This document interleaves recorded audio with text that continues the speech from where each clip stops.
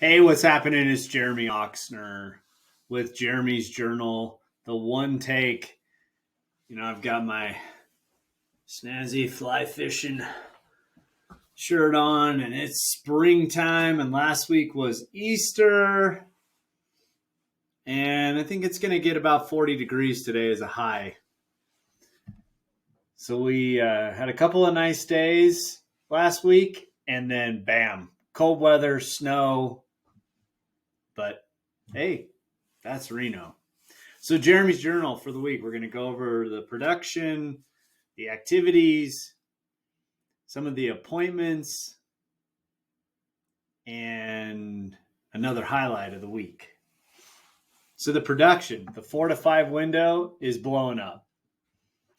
We're almost averaging 5 tasks completed in the 4 to 5 window per day, way up from 0 in the past. Super excited about that. Cold marketing drops took a hit last week.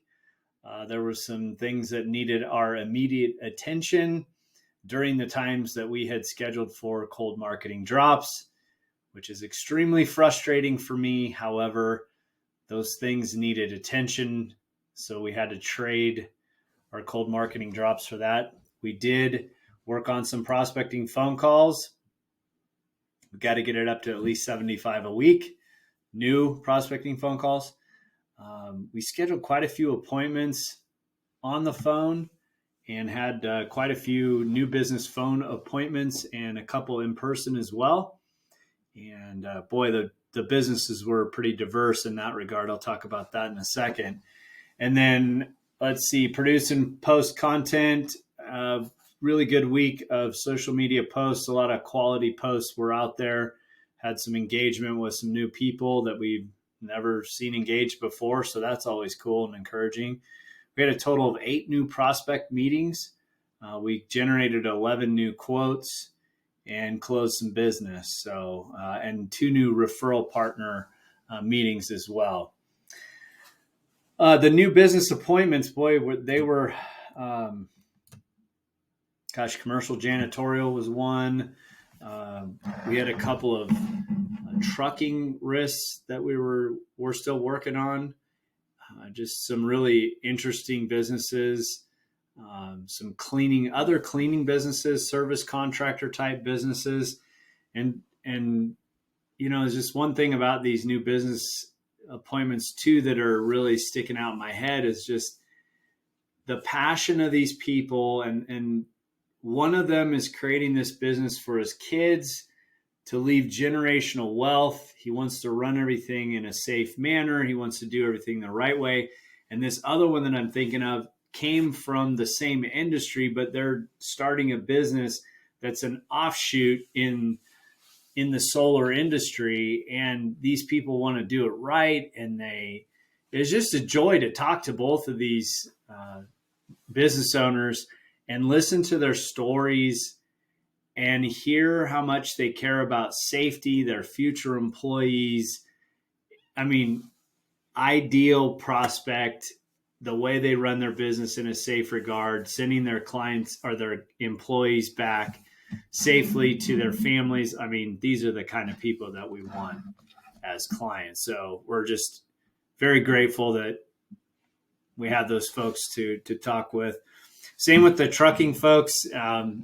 Just a strong desire to have really experienced drivers, safe drivers, and backing it up with things like dash cams.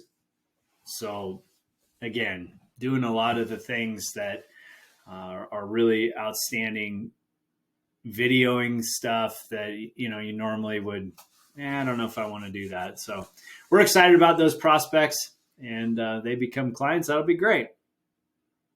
Working also on some restaurants with some really crazy things with liquor liability and just trying to get that policy covered, because with certain levels of liquor as a percentage of sales, they aren't writing liquor liability. So we are shopping that around to find the coverage. The premium amount that came in it needs to be higher. And so we will be out prospecting our ideal prospects next week, God willing. And if the creek doesn't rise, that's some old saying, but God willing.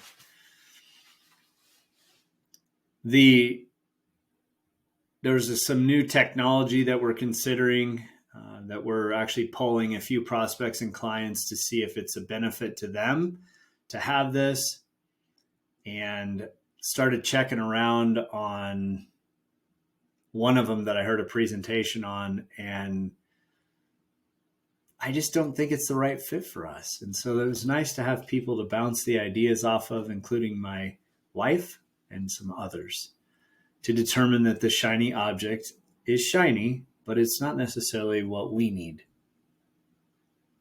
Lastly,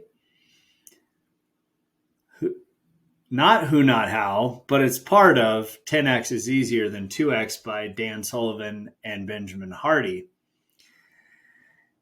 Just hearing stories about people that have taken this 80-20 principle and gotten rid of the 80% that they're not good at doing or don't like doing, don't enjoy doing, and focusing on the 20% of what they really enjoy doing. And some might say the revenue generating things, but it's not just that. It's inspiring to listen to these sorts of people and to know there's coaching out there to move you down the road in the 10X framework, or 10 times as Dan Sullivan calls it. So I highly recommend, if you're an entrepreneur or growing a business, to take a look at the podcasts from Dan Sullivan and 10X is Easier Than 2X, talking about linear versus exponential growth, and not just in revenue, but as people. Because if I set a 10X goal, there's no way that the skill set that I currently have will allow me to reach the 10X goal, because if I can, that means it's not a 10X goal. So we're evaluating the goals of our agency and evaluating the value that we're bringing and stepping up our game. And it's exciting when you're growing. Here's to your success.